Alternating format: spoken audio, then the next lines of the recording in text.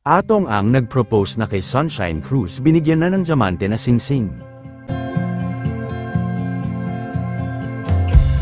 Nakakakilig ang ginawa ni Atong Ang sa kasintahang aktres na si Sunshine Cruz na matapos kinantahan nito ni Atong in public at tahasang hinarana ng negosyante.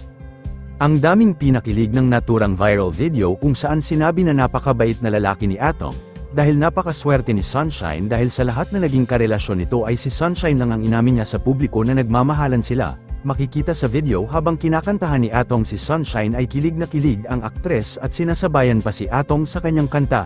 Narito ang good vibes na video ni Atong Ang habang hinaharana si Sunshine ng kasintahan.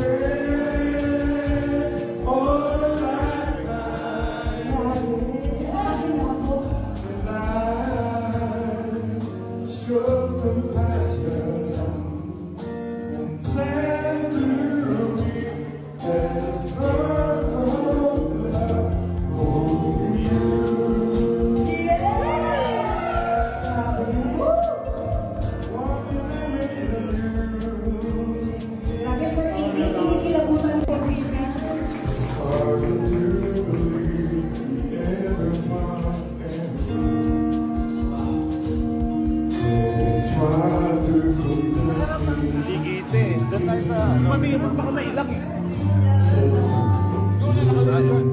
Haba kayo mga kamay.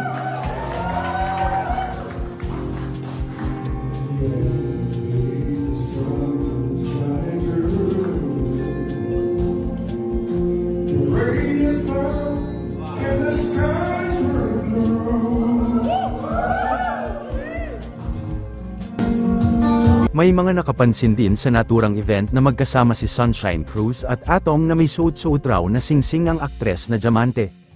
Kumikinang-kinang na pinaghihinalaan ng publiko na ito na ang engagement ring ni Sunshine na binigay ni Atong at may naganap na ba na proposal sa kanilang kasal.